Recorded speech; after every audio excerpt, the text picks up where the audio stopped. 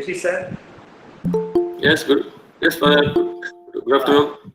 Yeah, Frederick sir, start பண்ணலாம் sir, நம்ம start பண்ணலாம், yes.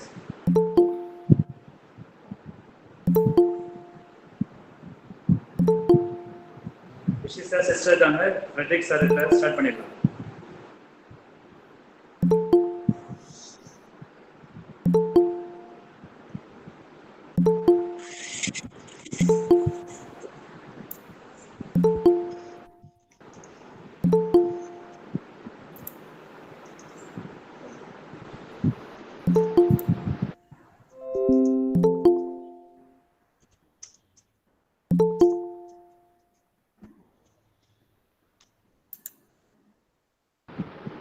Rishi sir, Rishi? Can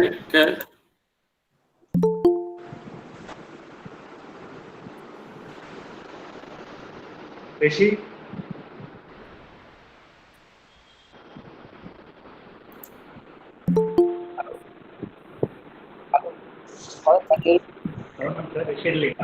Rishi sir? Hello, Father, can you hear me? You can start now. Okay, Father. Good afternoon, all. Now, time to start our international webinar series 2, session 4, to live with Corona. I invite our administrator of St. Joseph College, Reverend Sister Dr. K. Santiago Mary, to lead the prayer.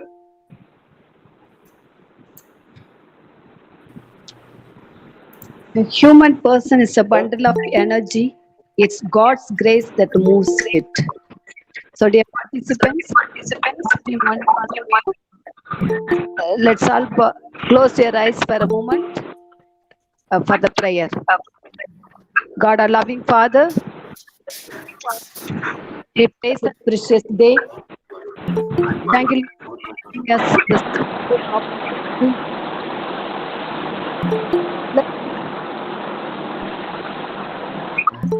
The department Dr. Reverend Father Adekasami, Department of Commerce. May all of them find joy through this seminar. May all of them enlightened by this seminar. We also ask you to bless our person is going to handle this session. Give him the mind and body. Ask through Christ our Lord. Amen.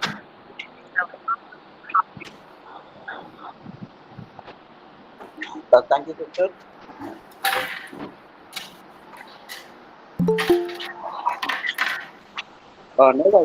Now I am happy to deliver the welcome address on behalf of our founder, Reverend Father Dr. J. Arulraj, our administrator, Reverend Sister Dr. K. Santiago Mary, our principal, Dr. R. Ruben, our vice principals, Mrs. Shamla Alexander and Mrs. Jayalakshmi, our head of the department, Reverend Father Dr. I. Adekalaswamy, and the staff members of the PG Department of Commerce.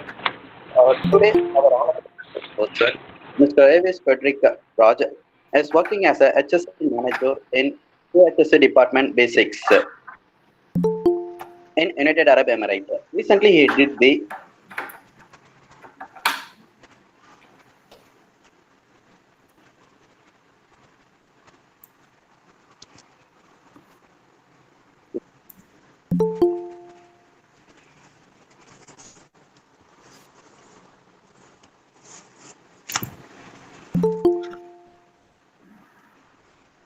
Our resource person have excellent journey towards his career. I welcome our resource person, Mr. Avis Frederick Raj, to address us how to live with Corona. Please, sir.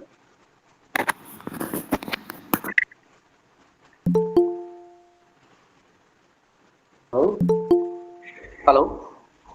Hello, can you hear me, please? Yes, sir. Yes, sir. Yeah. Good afternoon, everybody. I welcome you all in a series on great distinctiveness in global disaster, organized by St. Joseph's College Arts and Science, Chennai. First, I would like to introduce myself. I'm Yves Frederick Raj. I'm working as an occupational health and safety and environment professional in B6, Dubai. So B6 is one of the biggest company in UAE. And not in UAE, in worldwide, it's a very big company, and the parent company is from Belgium. And we are proud to say we are one of the contractors who built this Burj Khalifa, the world's tallest tower, and tram, Garut Bridge, Ferrari, and most of the iconic projects will be are done by us only. So regarding this corona, breaking the chain of the corona is more important. I want to give a speech about how to live with corona. So I want to do in two parts.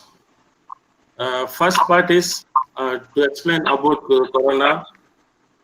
Most of the people know about that, but just a quick outlook on that. And second is how we delivered our project during this crisis period. So the legal context regarding our support is this situation surrounding COVID-19 is dynamic and rapid evolving on a daily basis. So it represents the presenter's view at a particular time. This presentation is mainly intended for this webinar only. It's not intended to constitute medical or safety advice, not be a substitute for anything. Be seen in a formal endorsement or recommendation in a particular response. As such, you are advised to make your own assessment as to appropriate course of action to take. Use this presentation as a guidance. Please carefully consider local orders and guidance in your area. So I want to tell I am not a medical professional. Again, I am an occupational safety and health professional. So the part one, I want to cover about the following questions. What's coronavirus? What are the common signs of infections? How does the virus spread? Any treatments? How to prevent it from spreading? How to live with corona? Finally, that will be the concluding part.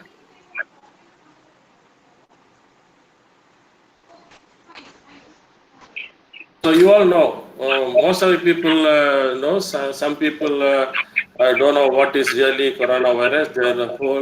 The concern, their concern and fear are around COVID-19. So coronavirus are a large family of viruses that cause illness ranging from common cold to severe disease, such as MERS, that is Middle East Respiratory Syndrome, and SARS, severe acute respiratory syndrome. If you go through the Wikipedia, this virus is not new to this world. This was first discovered in 1930 in domesticated chickens. It started only with birds and animals. In 1960 only, they discovered this corona in human. Okay, and this virus, the COVID-19, is the latest virus that was identified in 2019 in Wuhan. So this new virus, previously, it has not been identified in humans. So that is why the whole world was really very afraid of this one.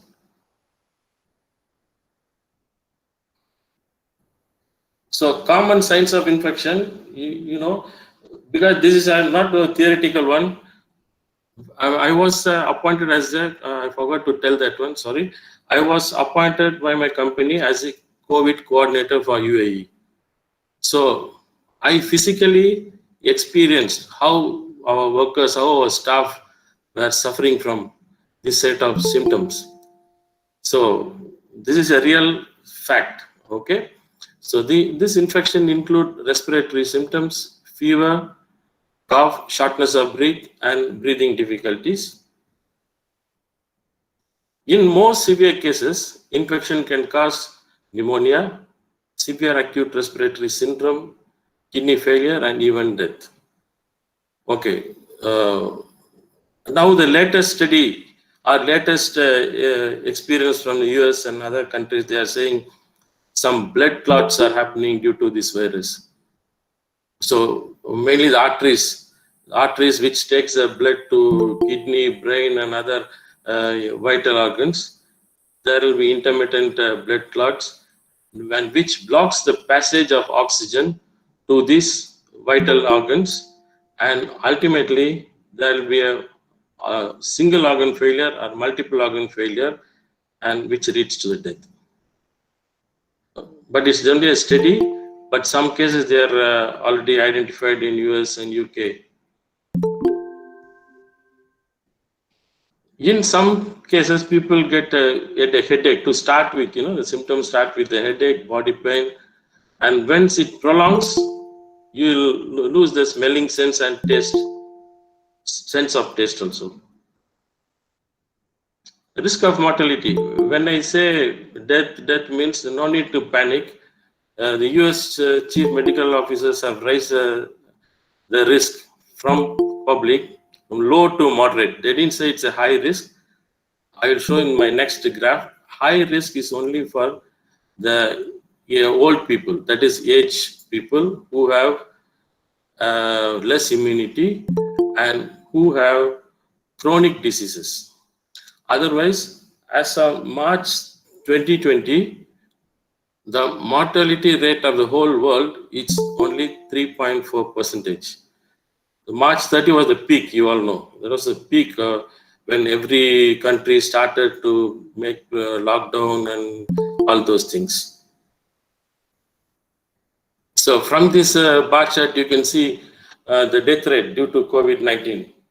So you can see the age group, 80 plus, 14.8, who is almost, they will have less immunity, and sure they will have some complaints, some chronic illness like diabetic or heart patients like that. So when the age reduces 20 to 29, only 0.2%. So I've gone through some interview with some doctors like Dr. Sudha Seshan, Vice Chancellor from MGR Medical University. So as per her statement, so now there are no symptoms at all. 80% of the people don't have symptoms. Okay, so this virus is similar to like malaria, how we have malaria, chickenpox, like that. So it comes, then people who are having this chronic illness will be severely infected, and due to less immunity, they need hospitalization and they need treatment. Okay, other than that, I'll detail you later. So next thing, how does the virus spreads? Three things are there. First is the droplets during coughing or sneezing by an infected person.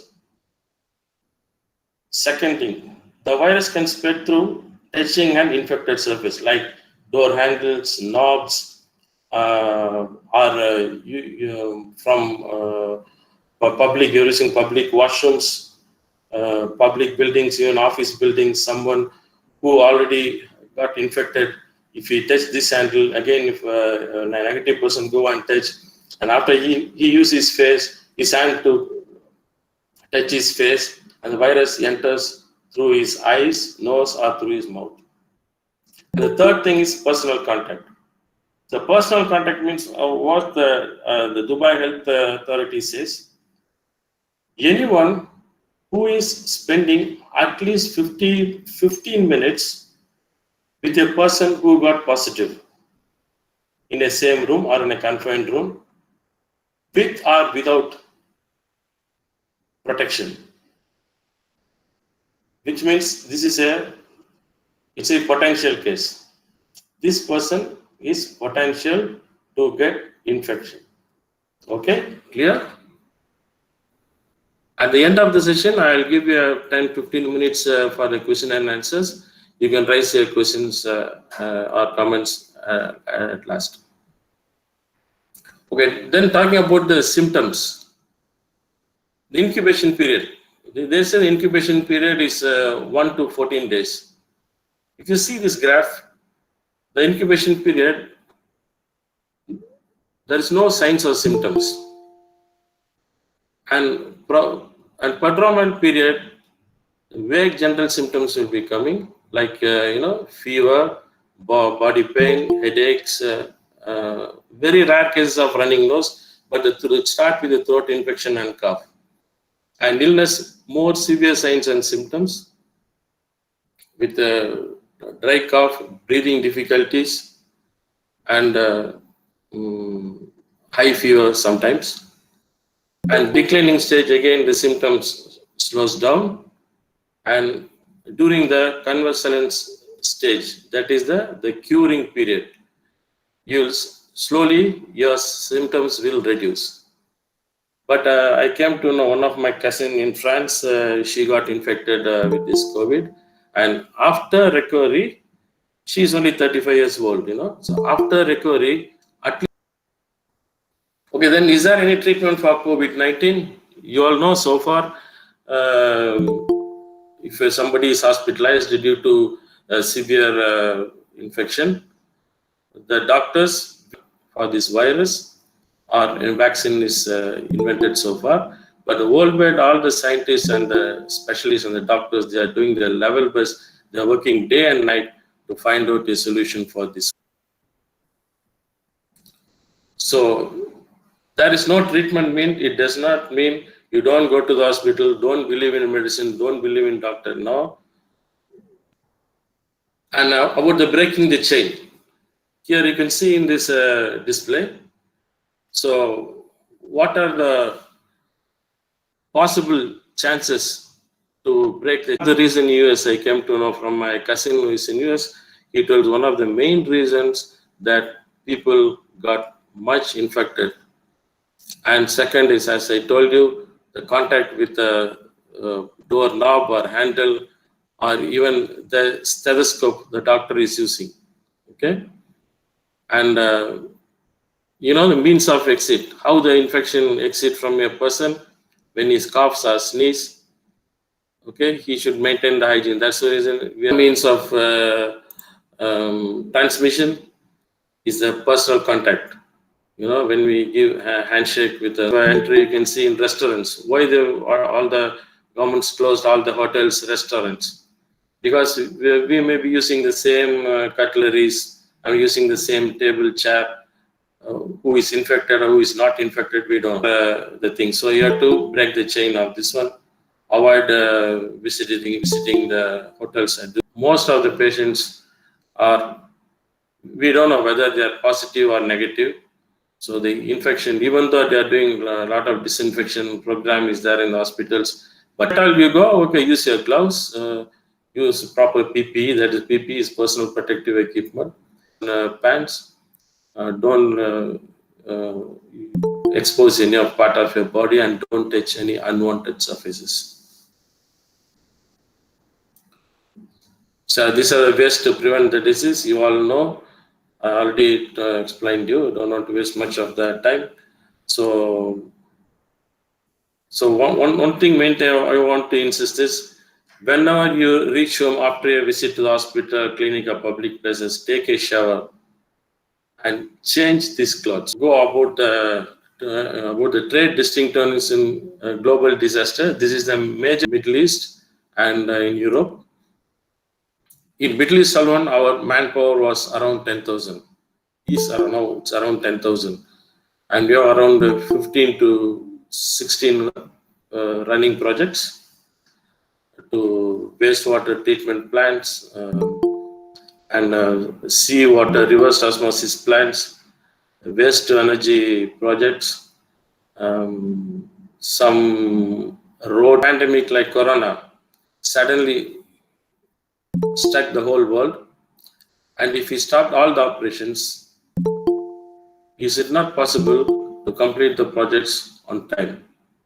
And moreover, here in UAE, construction works are not stopped by the government, because it is considered as one of the essential services, like how we say medical, food distribution, petrol, diesel, collection of the activities.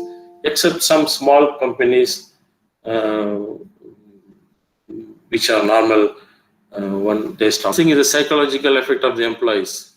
You know, most of the blue-collar workers, they come from mostly Asian, like India, Pakistan, Bangladesh, Nepal, Sri Lanka. Ultimately, they go and talk to each other in groups, and sometimes if they get infected, you know, the whole team will be quarantined, and we will have a production loss due to this. Especially if this is a skilled team like carpenters or fabricators, the whole fabrication job will be. So this is one of the effect which will consider. We are buying pumps from Spain. Each pump is around 50-55 tons weight. It's coming to the shipment from Spain. If the port activity is stopped, then these pumps cannot come to us. So again, there is a production loss. There is a delay in the project due to the supply chain. Impact of cash flow. We have is important for it. You will have sufficient cash flow to run the projects. So delayed project completion. Delayed when your project is supposed to end by December 2020. When these 2 months of breakdown, it will again go to 2 or 3 months more. So the company has to pay the liquidated damages. And for example, our project, which I say the seawater intake project, we are desalinating this water, and this water is going to Expo 2020, which is supposed to start in October. So third thing is company's reputation. If you are unable to deliver a project on time, then you lose your reputation. Sometimes you lose your contract, which is unplanned. It's an unplanned event. So additional cost, we are losing in that one. Ultimately, you can see that the action plan is a formation of a disaster management committee to handle this pandemic situation. So from our parent company, we had a couple of guidelines how to proceed, and with that guidelines, we formed a disaster management committee headed by our general manager, and with a steering committee, from the camp management, from the project management. Everybody was given their roles and responsibilities, and proposed pandemic, that is confine this infection from our company area as early as possible. And implementation and monitoring. How to implement? Okay, we are taking a lot of steps, a lot of action plans. How to implement this one, and who is to monitor, and how it's being reported to the management to see whether things are going in a right path. So this is all. Second blue one is the number of cases reported. That is number of positive cases reported, which means initially we started checking the temperature of each and everyone coming to the project. Some guys with a fever to work, and if the temperature is more than 39 degrees Fahrenheit, we'll isolate them in our site clinic in a separate room, and our paramedic or the nurse will do a subsequent vital checks and take their history, health assessment, everything. Then if necessary, we'll refer them to the hospital, or we'll keep him in the isolation.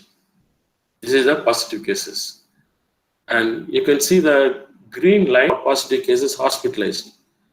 So these are the critical cases. You can see it's very low.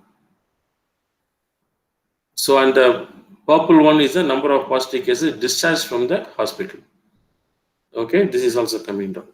Now, one question you may ask, sir, why the cases of quarantine is so high and the positive cases reported is very less? This was even I can tell. So once we identify a corona victim, whether it's positive or negative, we don't know. We just identify him based on his symptoms, and we will send him for a test. But before sending him on the test, we will identify who are the close contact of this foreman. So what we did, we isolated this gang. It's not isolation, it's a quarantine. Quarantine is on a doubt. We put them in a separate room in a camp for a test. In the test, if he is positive, then he'll go for isolation. In isolation, we hired a separate. Once they get 2 negative results, then only they will come back to the work. That too, some hospitals don't work. They give, after discharge from the hospital, they give 14 days again a quarantine period. That is post-hospital period. So post-quarantine, again, we are doing 14 days quarantine. And we have a company doctor who check their vitals if they're risk assessment. So risk assessment is not in occupational safety and health, and they have a place of worship for them. So these places, when they assemble closely in groups, there are large chances to get infected easily. So like this, we targeted each and every location, like work site, what are the possibilities to get infected in the work site? What are the possibilities to get infected during the bus travel to and from work site? How are the possibilities and what are the risks involved in the camps? And what are how are the chances of the risk if they go to hospitals outside or in the medical facilities? So like this, we identify the risk and identify the persons who are at risk. And we propose the mitigation, how to mitigate this one, and implement action plan. And as a safety professional, all the managers will monitor how your action plan is going, whether it's going in the right path and it's not correct. If it's not correct, then we have to review your action plan. This is a sample of risk assessment on paper. So this is more technical. I don't want to go in detail.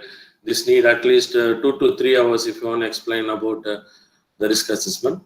But the basic thing is hazard identification, controls, risk assessment. What is the severity? What is the likelihood and ranking of the risk? It's low, medium, or high.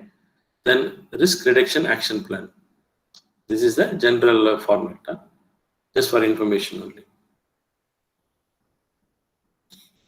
Mitigation points, as I mentioned you, on company level, a lot of actions have been taken by HR that I think Mr. Ashwin might have explained more. Or else also we stopped international traveling and lot of meetings, face-to-face meetings, subcontractors meeting, client meetings, inspection, weekly inspections, all these ones. But on a major where we have high risk is the labor camps and staff accommodation, transport, commuting to and from work, on work sites, on office atmosphere, and in the medical facilities. Each and every project will be having a first aid clinic and a medical facility. And so how to handle this type of things? These are the target side. So first, just I would like to talk about the camps and staff accommodation. We installed thermal cameras at the exit and entry points. This is one of the recommendations from the Dubai Health Authority also. And appointment of additional nurses. Initially, we had only 2 nurses working during the daytime. Then we appointed around 6 nurses who work 24/7, monitoring, especially with this COVID patient, coordinating with the hospitals, coordinating with the health authorities, coordinating with the projects, coordinating with the management like us. So, and we appointed a company doctor. This is mainly For domestic illness, if any of your workers having stomach pain or diarrhea or a headache, fever, usually we, if it's a small headache, fever, we give some Panadol, paracetamol tablets.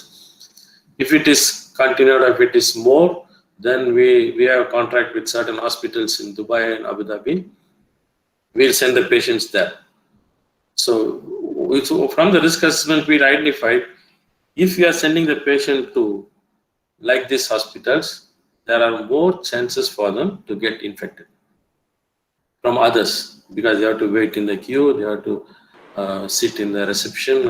So what we had, okay, why don't we hire a company doctor?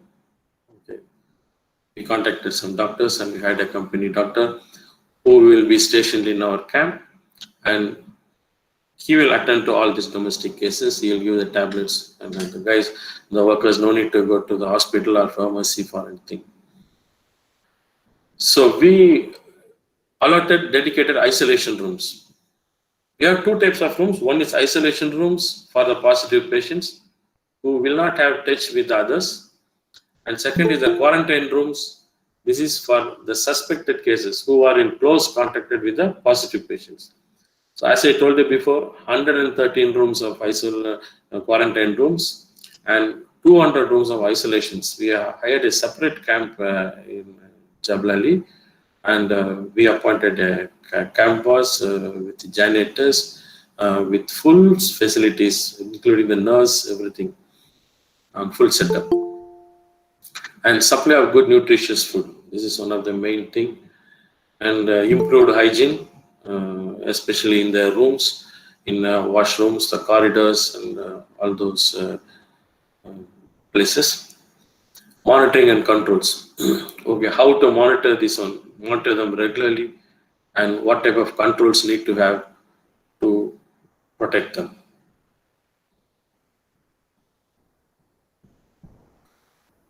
Temperature testing stations at entry. So we installed the thermal cameras in all the camps, and anybody before they go to work, they will be scanned in this one, and it will be recorded in our system. And once they come back from work, again they have to scan before they go to their respective room. In addition to that, every project, this is being done in our labor camps. In addition to that, we inform the respective project health and safety department to do a check on site. When they get down from the bus, again they'll be using the handheld temperature the thermometer, and they will check that thermometer, the body temperature of the worker before they go to the site and after they come back from work. Again, company's bus, we have around 100 or more than 100 buses transporting people for different projects. So we started the social distancing, seating arrangements. For example, this bus seats are two-seater on either sides. So only one will sit in out of two in a row, and will be in zigzag. One on window side, one on aisle side, one on window side, one on aisle side, like that. So only 50% of the bus capacity is allowed, and this will be monitored by the transport foreman. So for this, company has to invest to hire additional buses. More than 100 buses we hired, and to implement this one. This is also one of the recommendations from the ministry to improve the social distancing during the travel. Temperature checks before boarding, I mentioned you. Regular cleaning and disinfection of the buses. The labor buses need to be regularly cleaned and regularly disinfected. Mostly every day they'll be doing, every trip also. And PPE compliance. PPE means is the personal protective equipment. In this case, mainly the workers will be using the face mask. It's mandatory. Company started issuing free face mask for them. Hiring additional buses, I already told you. Buses are equipped with hand sanitizers. Every buses will have hand sanitizers near the doors. So guys who are going inside will use the hand sanitizer. Similarly, when they go out, when they alight from the bus, they'll use the hand sanitizer. It's mandatory and somebody will be monitoring them. Finally, a regular inspection of the buses is being done by the Health and Safety Department and the transport team.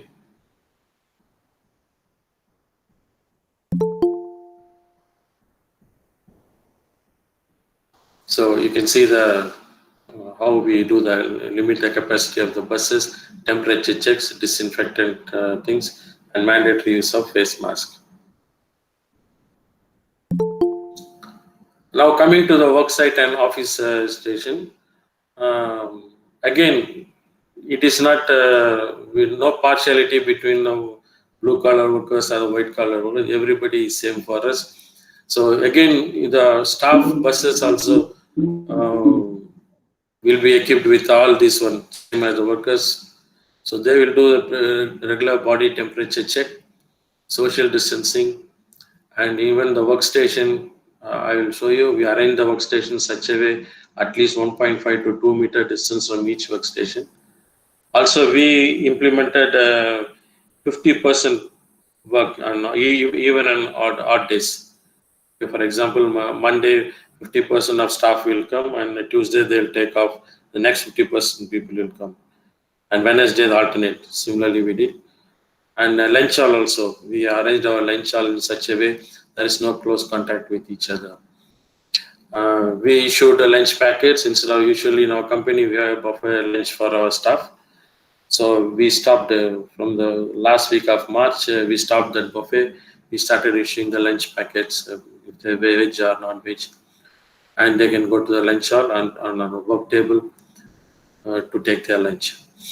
Online meetings, as I told you, we stopped all the one-to-one meetings and we started remote working and comply with the PPE, face mask, gloves, and full coveralls for the workers. Health orientation and awareness campaign. We posted a lot of signboards in our office notice board, in a reception, and the main places where the workers will gather and where they take their lunch. And we started giving awareness campaign for these workers. As I told you, they are almost fear of this pandemic. So we have to tell them nothing will happen. So we are there to take care of you. Don't worry. Improve your immunity. Increase your hygiene. So like this, we have to give a health campaign for them. And in addition to that, we have weekly safety and health briefing for everybody. And this COVID will be one of the main topics. This I explained to you about the increased controls in the entry and exit points of the office. And PPE, personal protective equipment. So this personal protective equipment it ranges from the risk ranking, from low risk to high risk. The people who are high risk, mainly the frontliners, the medical professionals, in our case the nurses, paramedic, and they will be wearing this full PPE with a disposable coverall, face mask, and goggles and gloves. And the people with medium risk, that is who are working in our factories and on site, they'll be exposed to medium risk, we can say. So they will be using respirators and gowns, we say, like a disposable coverall and face mask and goggles. Low risk, like office personnel who are sitting in front of the computer and doing one, they are in the low risk, but still mask is mandatory for them when they move in office, when they work in office. And this is most important, how we dispose this PPE. This This is considered as a biohazard. So we have to dispose the gloves and this one properly in a separate bins. We have separate dedicated bins in our clinics named biohazard. You can see in hospitals where they dispose the biohazardous material. There are different bins. If you are keen in that one, you could have seen that one. So if you ignore this one and if you dispose the gloves and the mask as you like, again this will infect 100 and 1,000 of people. Okay, this will fly in the air, it will go and infect something. For example, in our country, you can see the vegetables and the stuff selling on the roadside. So imagine if one mask used by a positive guy flow in the air, go to a vegetable vendor who is in the platform, what will happen to them? So please, this is very, very, very important. We should not ignore that about the disposal of the used PPE. Physical separation within office, as I told you, we have arranged the tables, the workstations at around 6 feet distance so that people can work without any fear and without any close contact or interaction with their colleagues.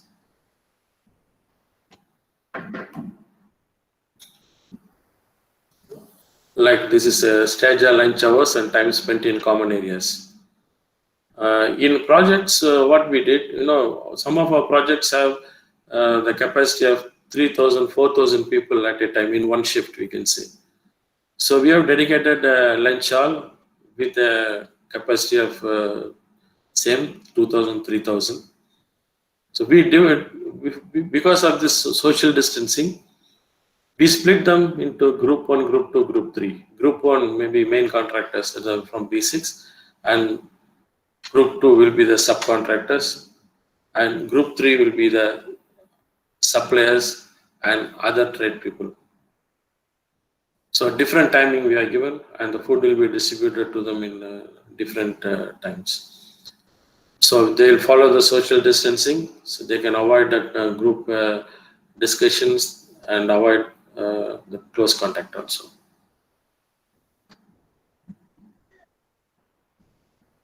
As I mentioned here, online meetings on project level.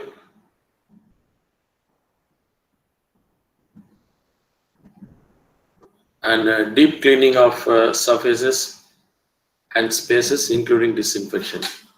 This is more important. Still, we don't know till somebody is tested and found positive.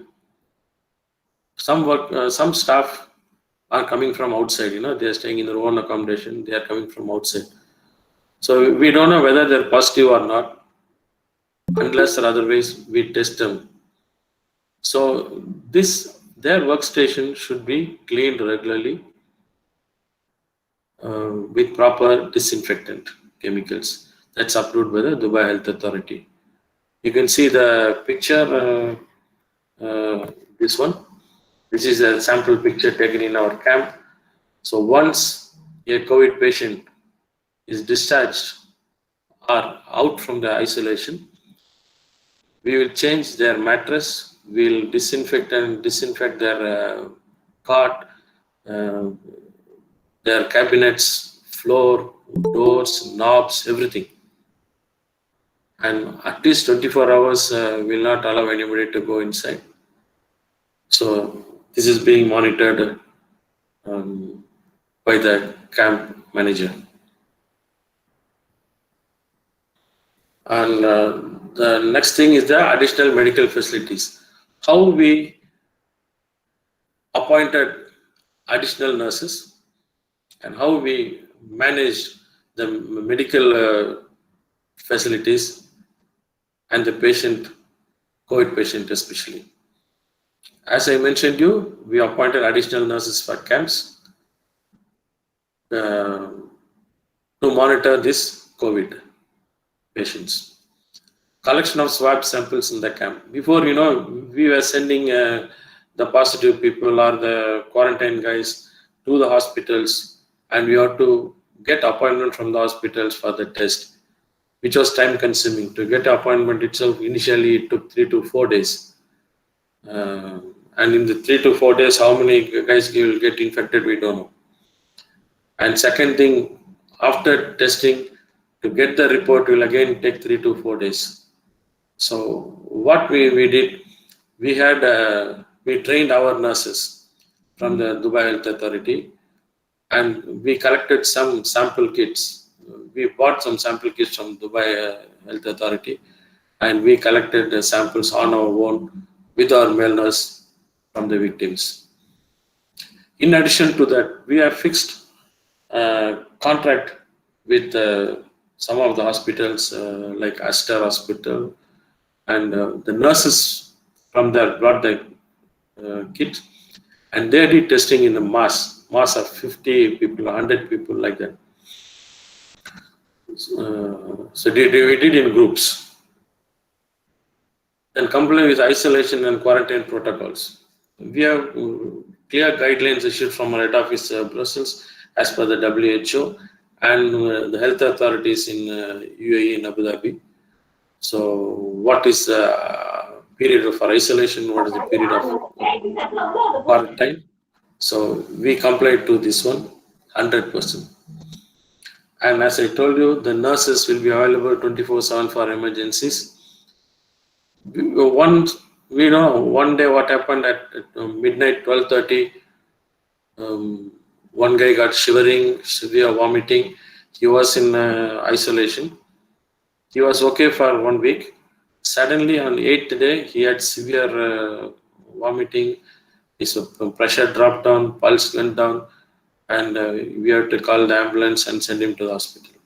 So this happened. So we kept the nurse on 24/7 on emergency to handle this kind of situations. Dedicated ambulance and buses. A couple of projects which have more manpower. We have dedicated ambulance on 24/7, and we have dedicated buses to transfer these COVID patients to the hospital, from the hospital to the camp, from the work site to camp, all this. They will not be allowed to mingle with the normal workers who are using the normal buses. There will be dedicated buses for this one, for handling these COVID patients. Display of posters in workplace and camps. Awareness posters. We display a lot of awareness posters in the camp in different languages and in the camps also.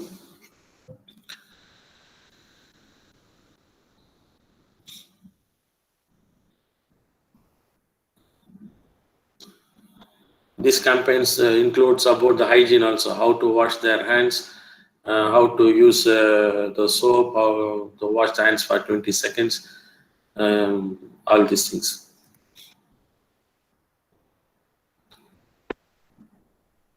So the concluding part,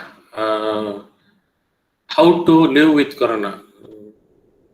My topic is to live with Corona. Now I'm adding the word how. So how to live with Corona. First thing I'll say about the don'ts, then I say about the do's. First of all, not havoc or fear. Don't get panic about Corona. Don't believe in rumors. Say no to alcoholic beverages. Say no to smoking, because this alcohol and smoking, it reduces your immunity.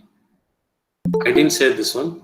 This one, a lot of health professionals, especially Dr. Sudha Seshan, Vice Chancellor of MGI Medical University, she told in an interview,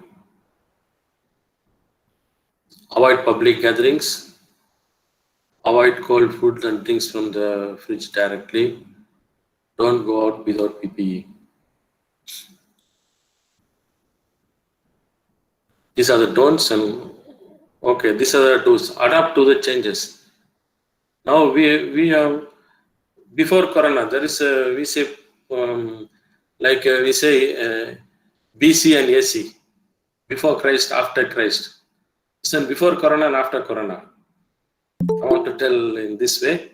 So after Corona, we have to obey the government protocols, take necessary precautions, practice healthy living habits, improve your personal hygiene, like washing your hands, changing your clothes, changing your inners, taking regular bath, head bath, complete shower, and consume healthy food, avoid junk foods, improve your immune system. So your food is going to improve your immune system.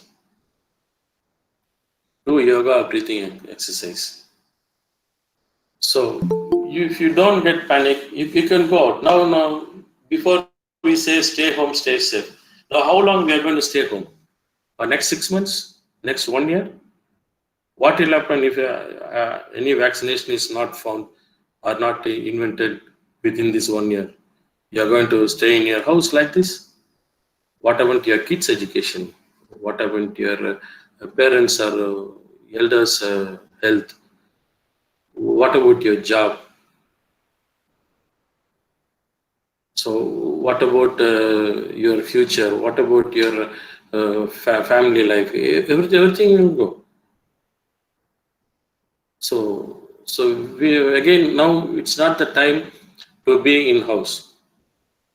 Once the lockdown is lifted, so my advice is, you're all scholars, I know, you're all educated people. So your duty is to convince your dear and near, to explain them what is real corona means, who are the affected parties, who will be the affected parties, who are all affected.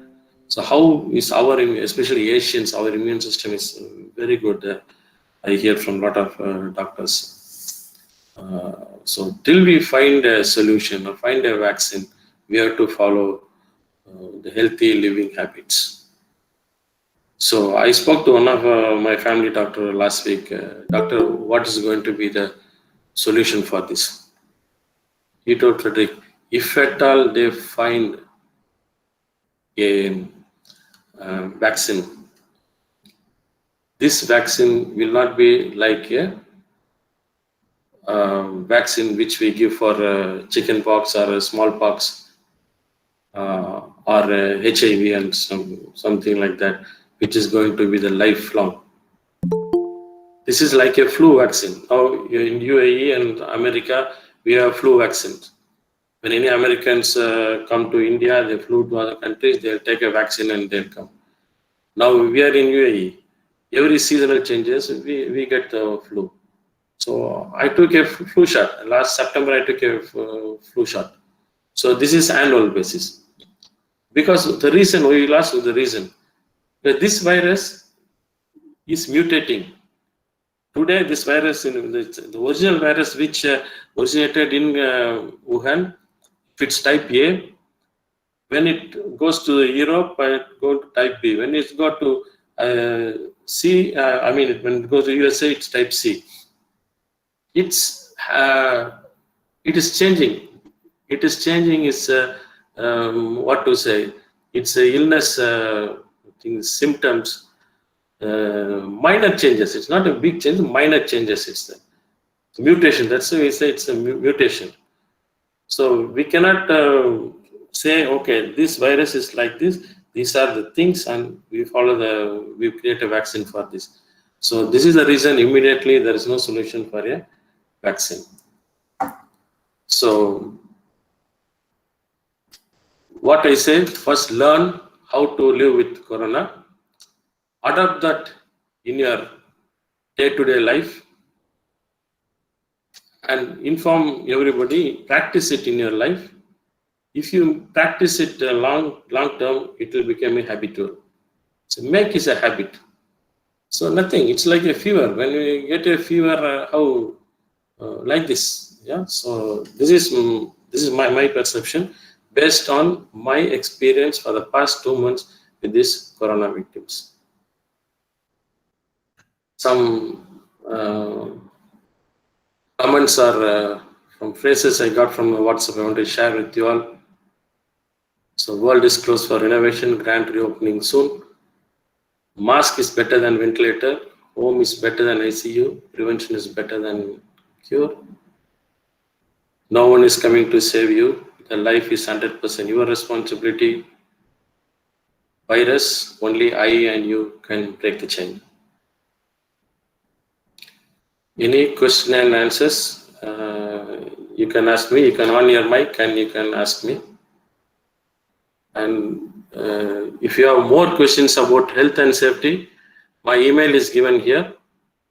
You can email it to me. I will reply you in a couple of days. Any questions, please? So silent. Rishi sir, Rishi. As for Yes, you can moderate the session now. okay. Thank you, sir, for addressing on how to live with corona. A few participants have some questions for you, sir. Yeah, please.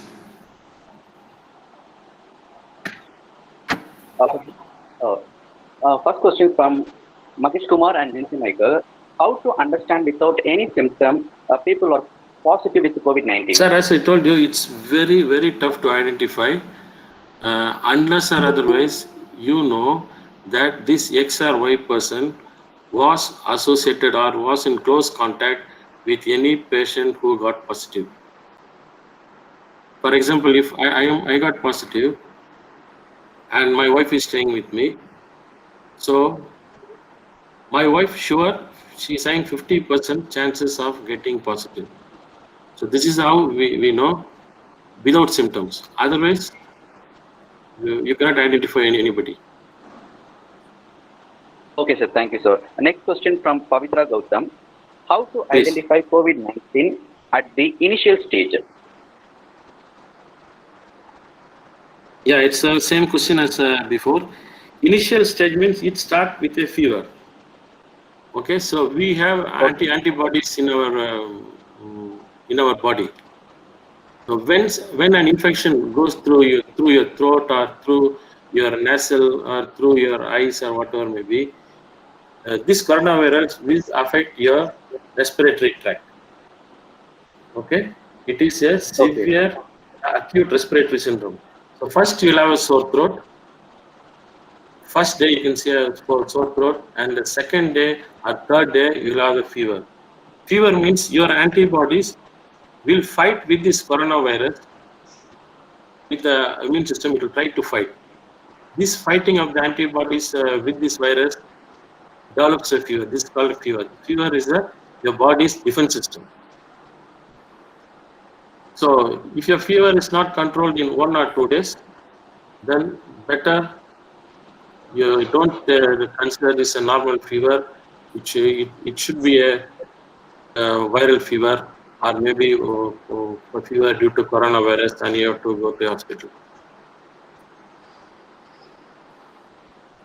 Okay, sir. Thanks, sir. Next question from Manikyal Varadaraj. Somebody Please. told that coronavirus does not spread in our country. It's having heavy summer. How is falsely spread in India?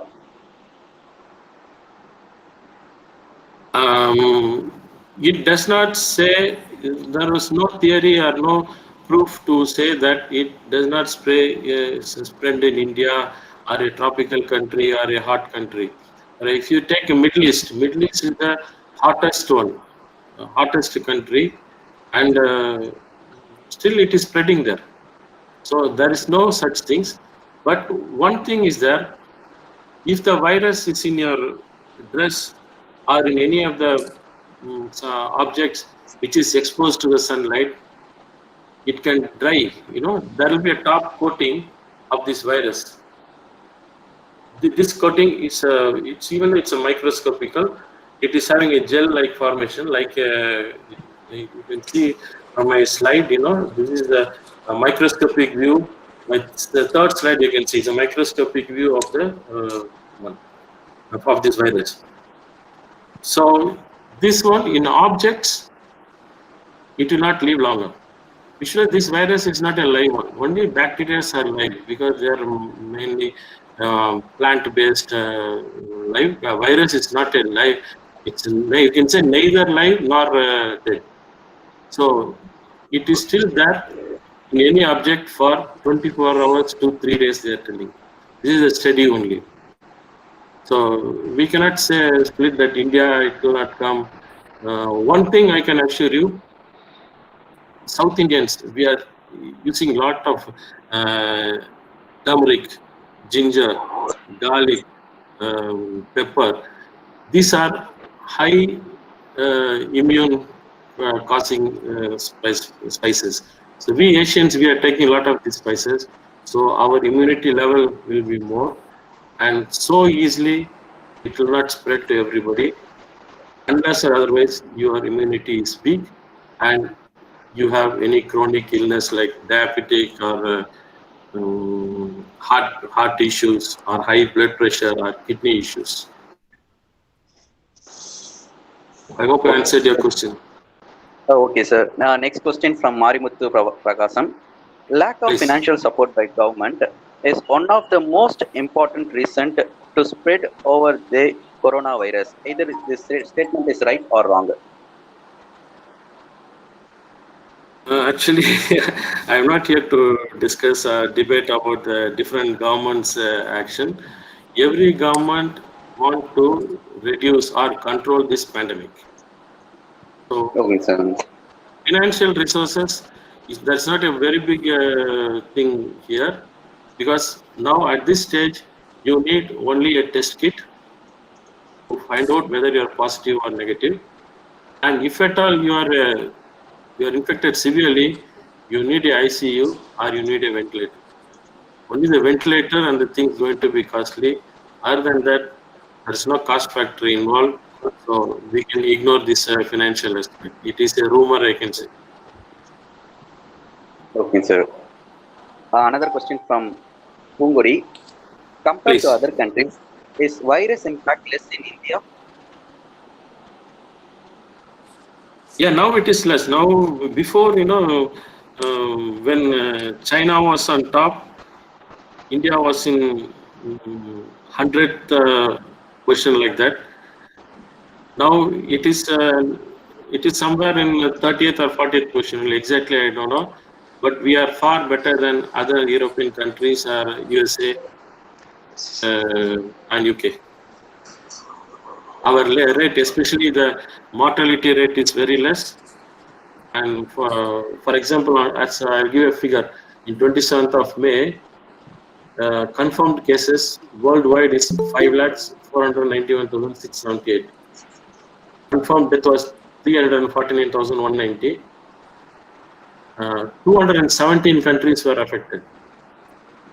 And in the 217 countries, if you see the ranking of India, it is around 95 or 96 only. So we are far better than other countries. No need to worry about this. Okay, sir. Thank you, sir. Now, next question from Snega. Please. When we get the vaccine for COVID-19?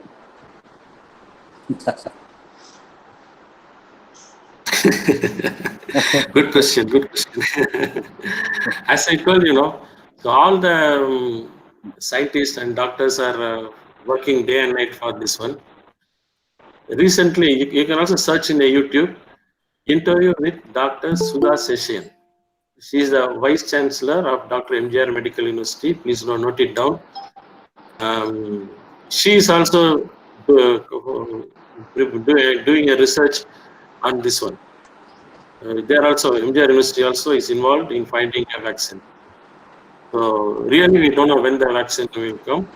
Last week, as per the WHO report, around 7 to 18 vaccine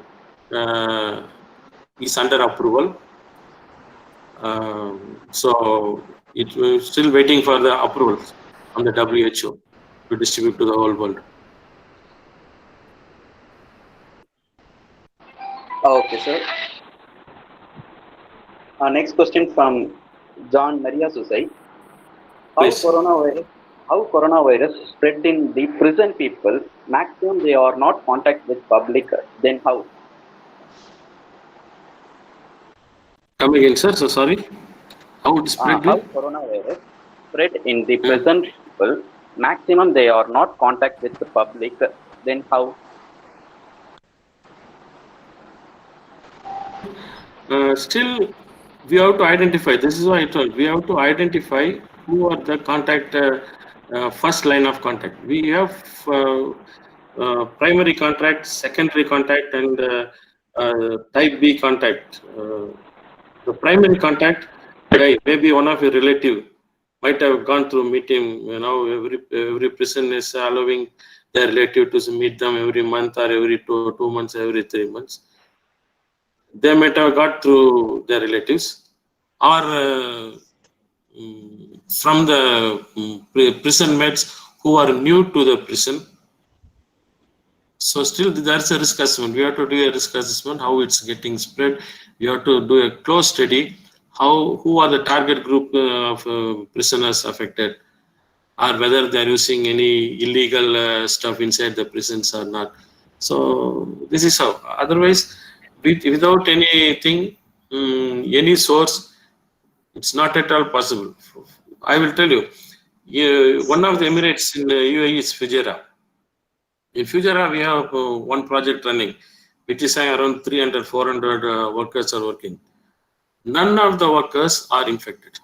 You will not believe. That Fujairah part itself, the corona rate is very less. And from our projects, all the projects, except 2 projects, are infected. This project, none of the one were infected because there is no source. They have a separate camp. They have a separate bus to go. Their staff are all staying in the company accommodation. So they are not allowed to go out. So in a confined environment, it is very, very rare to get infected unless or otherwise they have a close contact with somebody. Thank you, sir. Thank you so much. Now I invite Dr. J. Solomon, sir, to deliver the vote of thanks, sir.